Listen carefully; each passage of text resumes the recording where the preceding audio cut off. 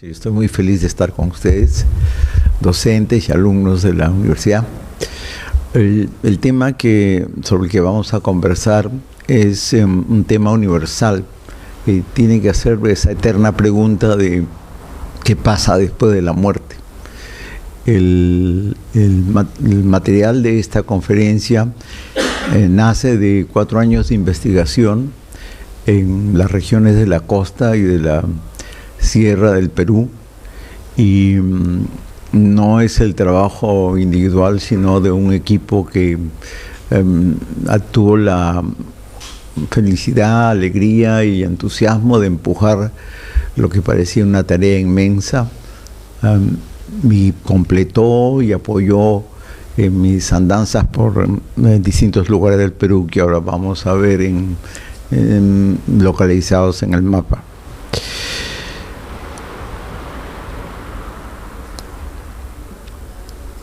Se presume que el Perú es un país católico, como también se puede hablar del resto de América Latina. Esa es la presunción general. Y si algo es que apoya esta presunción, es el hecho de que la reflexión sobre qué pasa después de la muerte, los destinos a los cuales tradicionalmente la Iglesia Católica ha fijado para el ser humano. Las preguntas que hicieron siempre tuvieron unas largas conversaciones, grabaciones, fotografías, es decir, el método habitual con que se trabaja en ciencias sociales, pero se basaron en una primera y muy larga investigación histórica. La recomendación habitual es la que no se hace trabajo a campo si antes no se ha hecho el estudio histórico, y viceversa. Entonces, sobre ese punto de partida es que el equipo se desempeñó durante 4 años. Entonces, las primeras preguntas nacieron de investigación histórica. Y ahí es a partir del proceso de evangelización que arranca en el siglo XVI, es que en los cuestionarios de los sacerdotes y en las respuestas de las poblaciones indígenas visitadas es que nace esta investigación. Ahora la primera. Ese es las 2 zonas que sirvieron como eje para la investigación, es decir, el Lambayeque, el departamento de Lambayeque y el departamento de Ayacucho.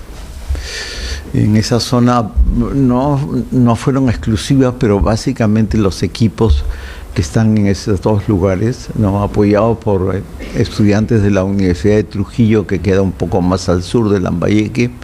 En Lambayeque no existe ciencias sociales hasta algo muy reciente, y más bien los alumnos de la Universidad de Trujillo y los alumnos de la Universidad de Manga apoyaron esta investigación. Son 2 zonas muy cercanas a mí por 2 razones. Una es que yo fui profesor muchos años de la Universidad de Huamanga. La otra es porque mi familia es originaria del norte. La próxima.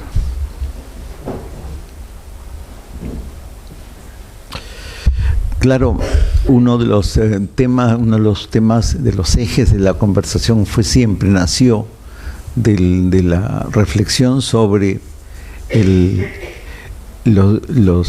culto a los difuntos. Y entonces eso nos llevó precisamente a los cementerios y a celebraciones que tienen que hacer con el Día de los Difuntos. La próxima. Empecemos por el purgatorio. ¿Quiénes están en el purgatorio?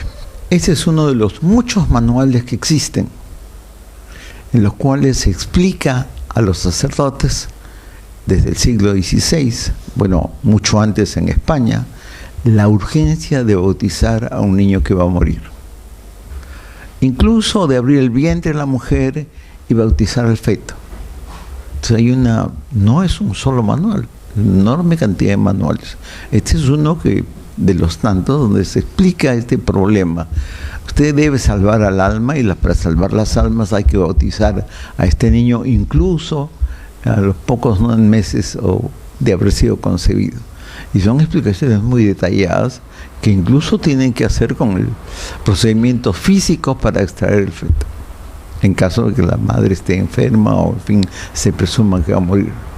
La tasa de mortalidad es altísima. En el Perú llega al 34%, lo que es una locura, y que tiene que hacer mucho con el tema de la concentración de los ejercicios médicos en las ciudades y el hecho de que el único sistema que existe, que se llama SERUM, es decir, el servicio médico a las regiones apartadas del país, lo imparten, es parte del sistema de educación del médico que se hace siempre a regañadientes, tratando de evadir el lugar donde debieran estar. La próxima.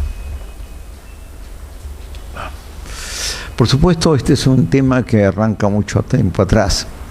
En este cuadro, que pertenece a una familia privada, ya está dibujado los círculos que preceden al cielo, en los cuales están, si se puede observar bien la próxima, están niños que han nacido. Porque en el purgatorio, y esta es una reflexión de Dante, en el espacio previo al infierno, pero no están en el infierno, están los niños que murieron sin ser bautizados. Y estos niños que mueren sin ser bautizados, entonces, describe Dante, hay un llanto general que asusta, por supuesto, al viajero acompañado de Virgilio, y que camina a esos lugares, y entonces se asusta frente a este gemido, tierra de gemidos, los cuales le toca atravesarla. La próxima.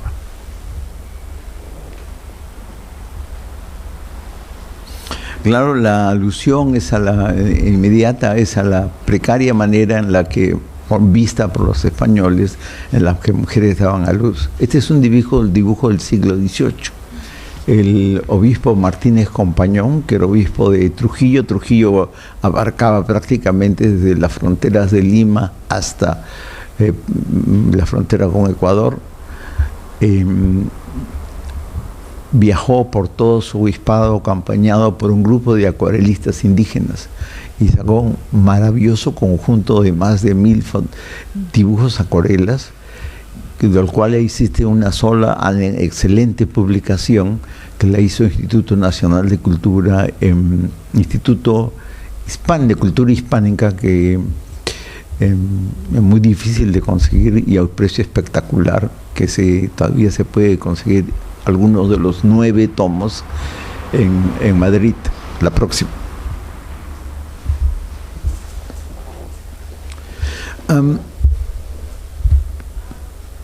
Como en otros países, como en Chile y como en Argentina, el estudio de las poblaciones negras y las poblaciones de origen africano es todavía un tema que no ha terminado de redondearse.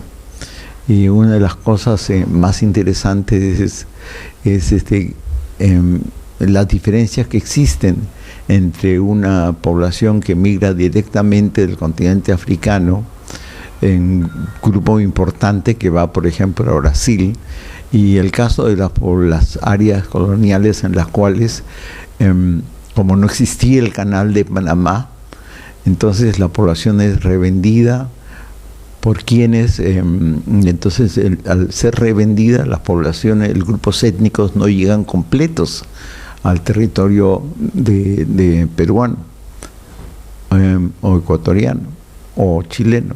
Y entonces, salvo que vengan por el canal, por Magallanes, lo cual sucede hacia el final de la colonia. Entonces, estas poblaciones son negras, pero no son africanas. Además, mucha de ella proviene de las islas del Caribe, Puerto Rico, por ejemplo, o Santo Domingo.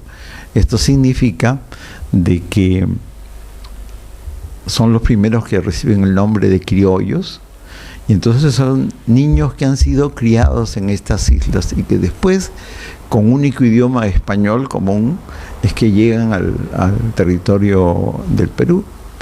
Y lo que sucede entonces es que asumen más bien rasgos de cultura indígena. Y esto, por ejemplo, se ve en Esmeraldas, en Ecuador, y aquí estamos en la costa sur peruana. Entonces, una tradición, la que ustedes ven, vestir al niño con alas, etcétera, que proviene de España, adoptada por la población indígena primero, aquí se ve realizada por gente de ascendencia africana. La próxima.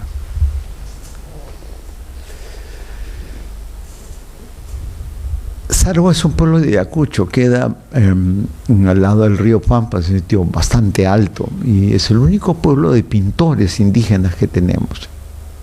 Las pinturas originales miden 2,5 metros, pero una familia migrante, 3 familias migrantes fueron a Lima en los años 70 y no pudieron venderlos, por supuesto, una tabla de 2,5 metros, tabla le llaman ellos. Entonces decidieron cortarlas para poder vender a un público que pudiera llevárselo a sus casas. Pero retrataron entonces el recuerdo, lo que podría pensarse como un realismo, una forma de captar el realismo etnográfico de sus pueblos. Y ahí está una de las cosas que hicieron, es la gran fiesta que se realiza una vez que ha muerto un niño.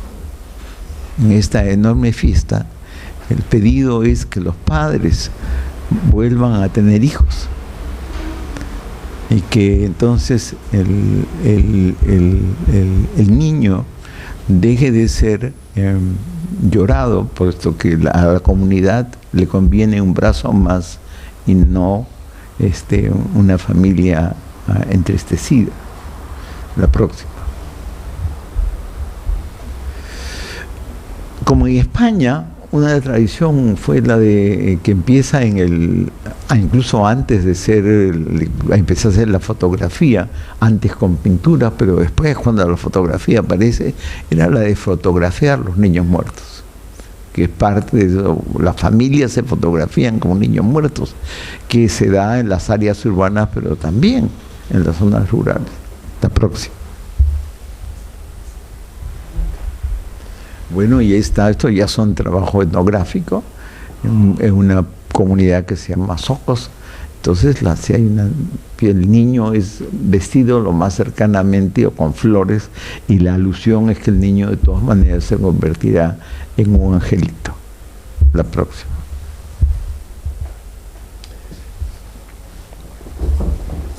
Aquí, esas es las zonas en que el tema toma otra dirección. La próxima, por favor. Estamos en el norte del Perú.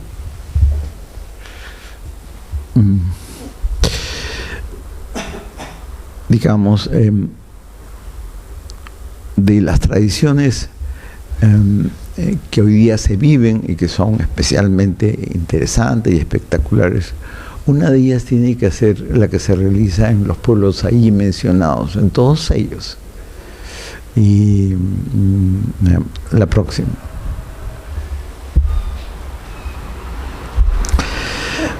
La tradición que es viva hoy día es que la familia que ha perdido un niño,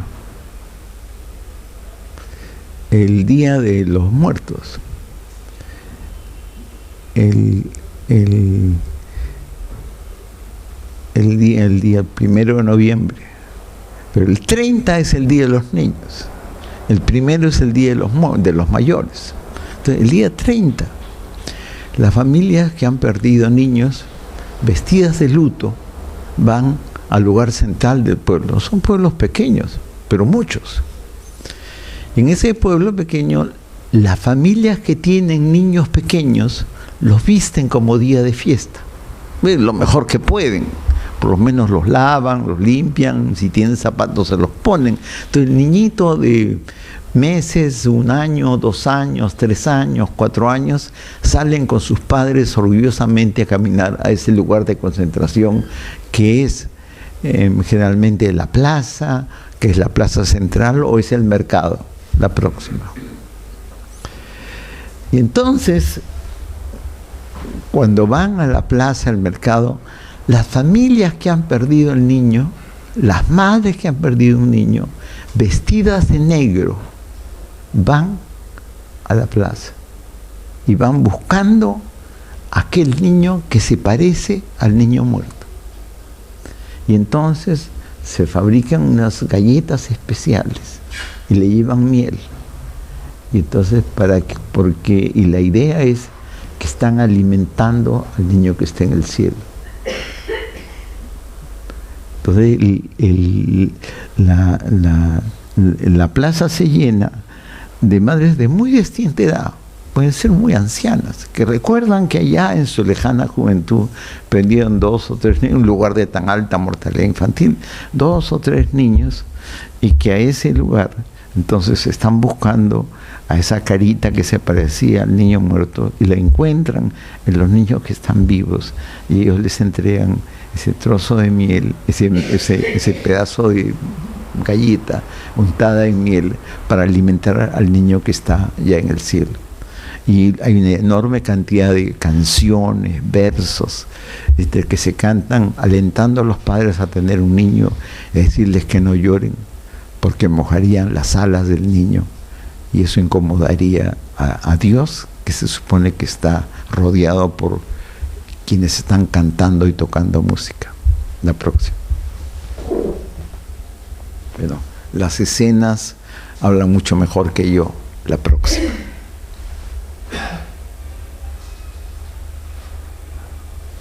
La próxima.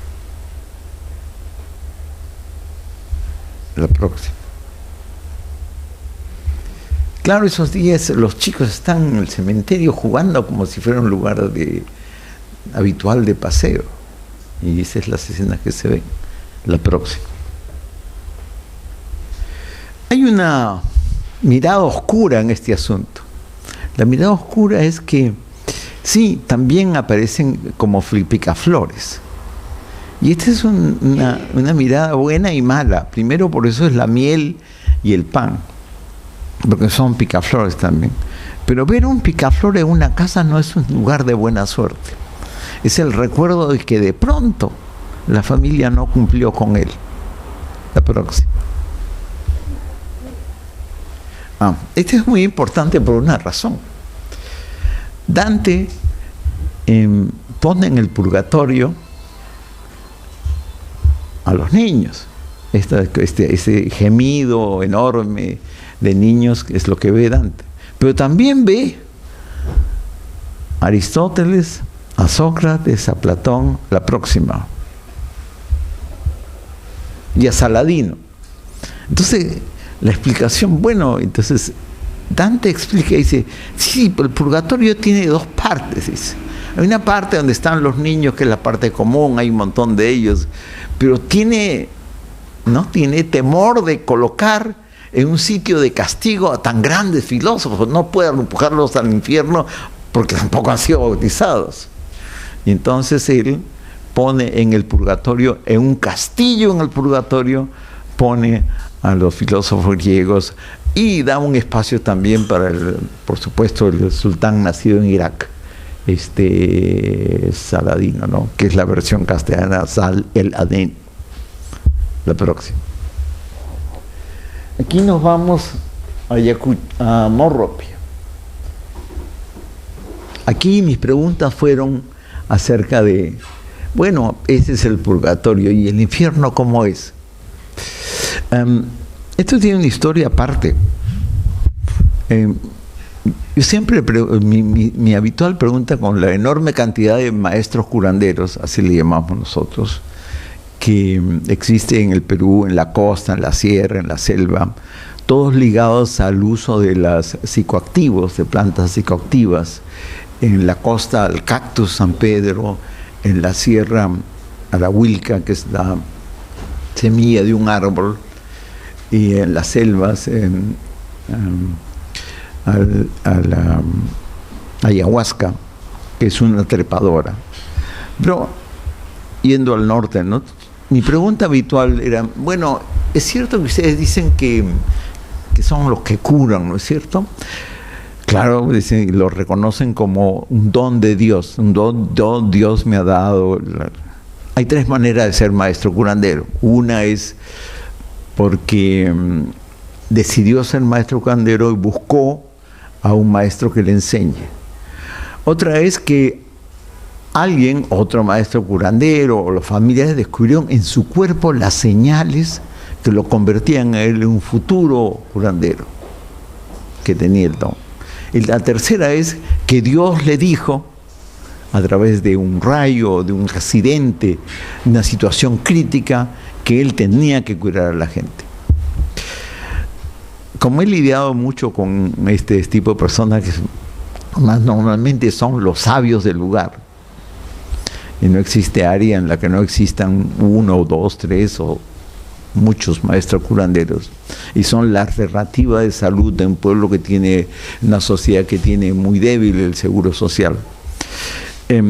Bueno, eso de que tú curas a la gente, donde Dios, bueno, se lo contarás a tus clientes, porque realmente para curar tú tienes que combatir el daño, el mal que ha recibido tu cliente, tu paciente, de parte de otro. Es cierto, el mecanismo de la curación involucra este tipo de acción, así gestos, sobre todo la pelea con espadas contra alguien que solamente él puede ver, etc. Entonces decía yo, si eso es cierto, no es verdad que tú seas un maestro curandero solamente. Más que eso, lo que tú eres también es una persona capaz de hacer daño. Entonces no eres maestro curandero solamente. Eres, y en el lenguaje coloquial se le llama malero. Eres también una persona que hace daño.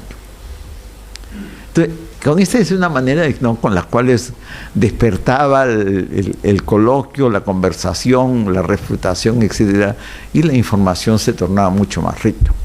Hasta que me tropecé con un anciano, muy viejo, en un lugar que se llama Tucumán, interesante, que lo recordamos con el profesor por nuestras aventuras en Rapa Nui.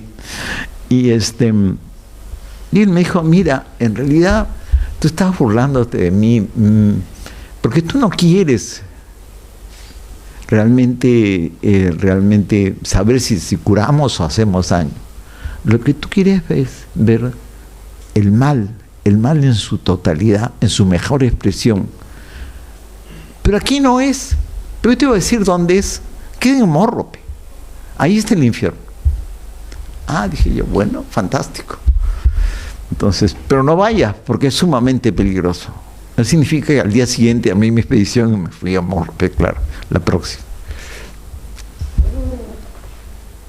Morrope es un pueblo característico de la zona desértica peruana, al norte peruano, ¿no? Muy pobre, ¿no? Muy cálido en el verano, no tanto como cruzando la línea del Ecuador, pero cálido. No hay casi nada y sobre todo falta agua por todas partes, ¿no? Todo es deficiente y la agricultura apenas asoma, etcétera. La próxima. Lista. La próxima. Claro, un inmenso cementerio. La próxima. Y la gente en el Día de los Difuntos. Es un lugar interesante porque ahí predican el Día de los Muertos. Llegan sacerdotes católicos y los miembros de una muy importante asociación de sacerdotes católicos casados. Y se disputan con los... Y no entiendo por qué, todavía no sé por qué han elegido esa zona. Y entonces ahí esa es una competencia. Viene de Estados Unidos. Es un grupo muy poderoso. La próxima.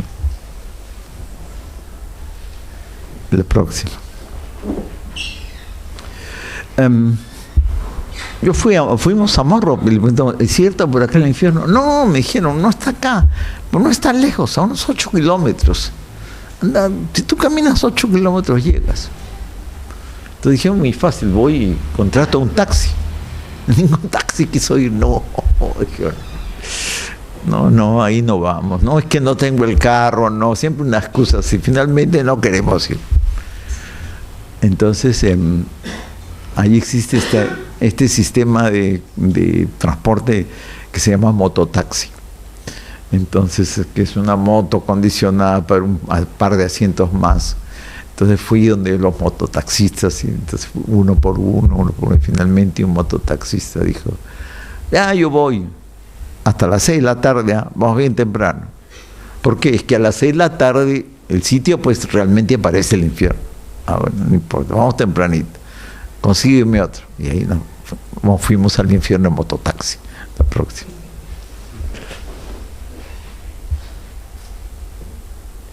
Ya me han dicho, lo que es el infierno, es decir, el desierto de la costa del norte es un desierto con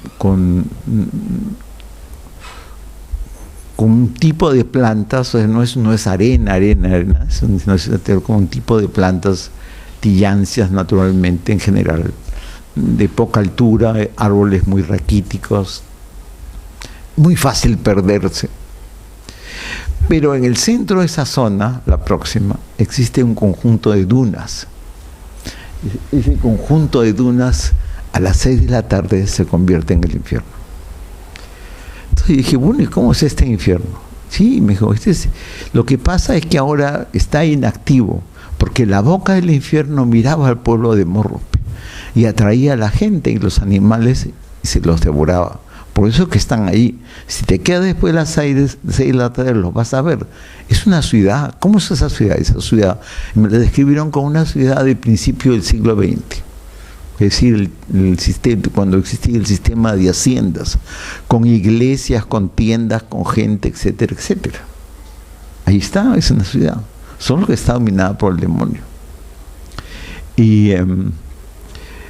Pero lo que sucede es que ya no pueden atraer gente porque 7 maestros curanderos se pararon frente a la ciudad y hicieron una ceremonia que se llama mesa, la ceremonia. Alguien dice que es derivado de la palabra misa, otros dicen que es derivado de la palabra misha, que es otra planta psicoactiva, y esas 7 mesas combatieron al demonio e hicieron que la boca del infierno, en lugar de dirigirse a la ciudad de Morrope, torciese su boca y mirase al mar, lo que explica la abundancia de pescados, según ellos, en este lugar. Entonces, pero claro, los 7 maestros fueron condenados, y la condena a este infierno es terrible, porque quienes están allí son esclavos sexuales del demonio, hombres o mujeres.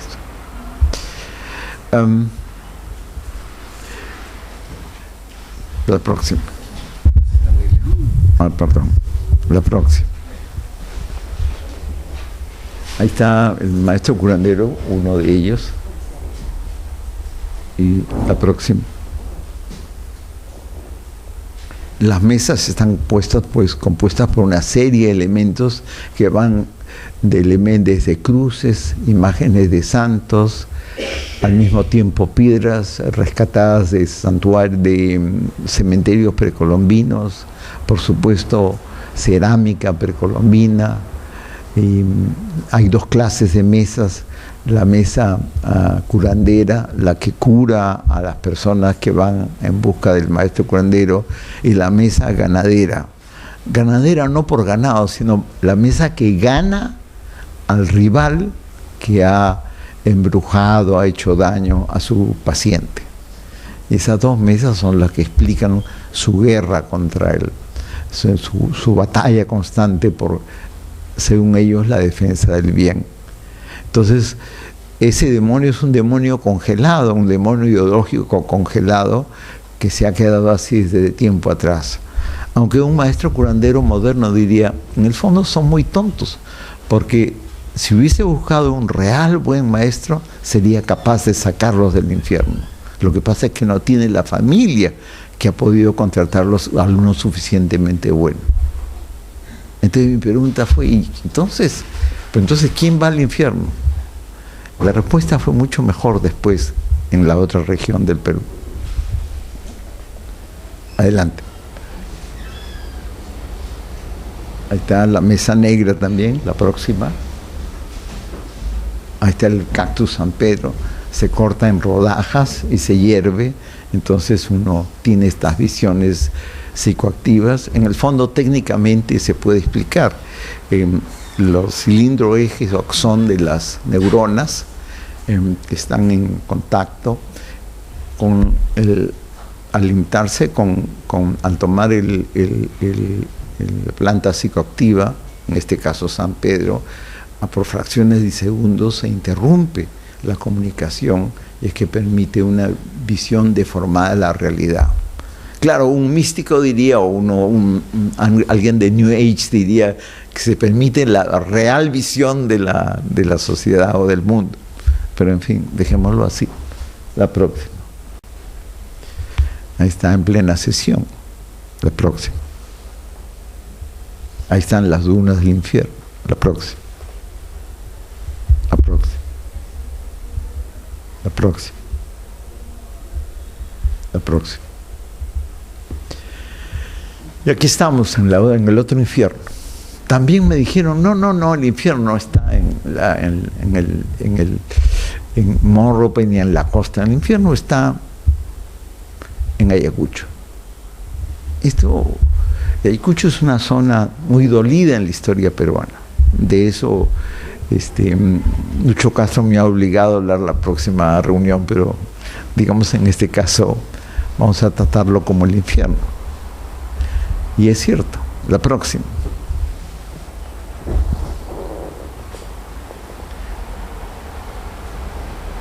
Estamos en Carhuaurán. Carhuaurán es una comunidad que queda, es decir, Ayacucho está en la sierra oriental del Perú, o sea, la sierra que limita con el Amazonas. Entonces, la bajada a los ríos Apurímac y Ene. Son tres cordilleras: la cordillera occidental pegada a la costa, la cordillera central en medio de las dos cordilleras y la cordillera oriental, que es la que da al Amazonas. Allí, ¿no?, después de pasar 2 veces 4.000 metros, uno llega a una altura respetable de 3.500 y ahí está la comunidad. Y después baja hacia la selva. Es una zona es una zona muy pobre, ¿no? Y hay 17 comunidades que están descritas en la única posta de salud, donde un chico de 25 años tiene que enfrentar desde partos hasta pulmonías. La próxima. Ese es el pueblo de Carhuaurán. Allí está el infierno. Esa fue la noticia. Esa noticia apareció desde el siglo XIX en la revista de la Universidad de Huamanga, cuya colección completa solamente se encuentra en Estados Unidos. La próxima.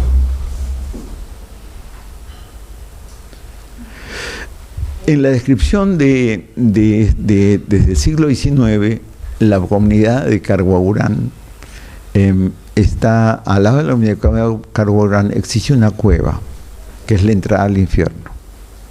Entonces, claro, llegamos a la entrada al infierno. El gobernador del pueblo nos dijo: mira, en realidad eso pensaban los católicos, pero cuando vino Sendero Luminoso le puso una bomba a la iglesia y la destruyó toda, entonces nosotros ya no somos católicos, somos pentecostales.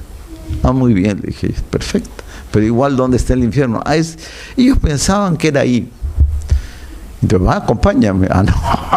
No, sí, claro, pensaban, pero que vaya alguien que te sepa hasta la puerta, hasta entrar.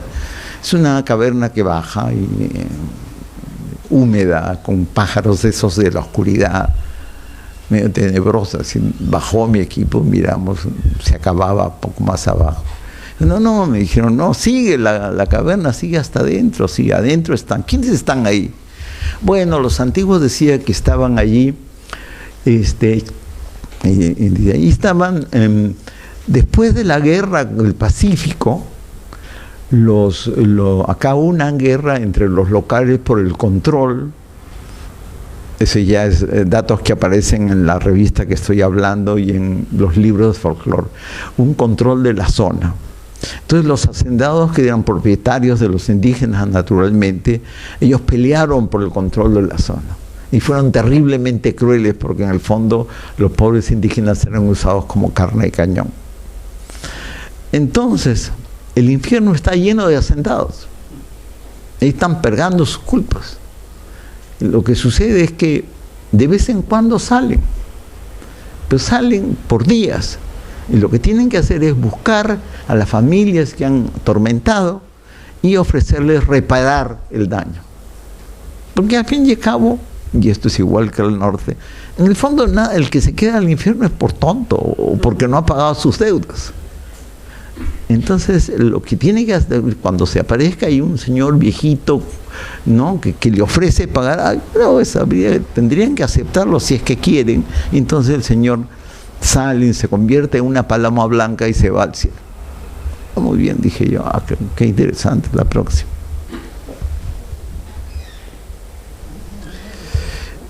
¿Y usted qué piensa? ¿Está de acuerdo con esto? Me ha dicho que es pentecostal, ¿ya no creen eso? No.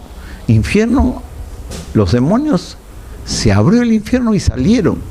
Son los senderistas los que se convirtieron en demonios y salieron. Y como nosotros no le hacíamos caso al Taita Guamani, al Padre Cerro, entonces el Padre Cerro permitió que los senderistas saliesen de sus entrañas y nos hicieran tanto daño. Por eso es que mataron a mucha gente acá. Y por eso es que andaban con la ropa sucia, porque venían arrastrándose pues desde dentro del cerro. Pero ya no hay senderistas, ya no hay infierno entonces. Bueno, pero fue un problema tremendo porque después vino el ejército y el ejército dijo que nosotros habíamos cuidado, habíamos apoyado a los senderistas y mataron al anterior teniente gobernador porque lo acusó de que violaban los soldados violaban a las mujeres. Eso es un lío. Así que nada, así que ahora ya tampoco creemos en eso. Entonces ya no hay infierno. No, me dijo, sí hay infierno. ¿Y dónde está el infierno? Me dice, ¿no se da cuenta que el pueblo está solamente hay ancianos y niños? ¿Y dónde están los hombres? Ahí abajo, dice, en los cultivos de coca. Toda esa zona, el BRAE, es propiedad de los narcotraficantes. Y las poblaciones de las comunidades indígenas lo dotan de la población indígena que trabaja por miserias. Entonces trabajan ahí y los que regresan, pues regresan enfermos.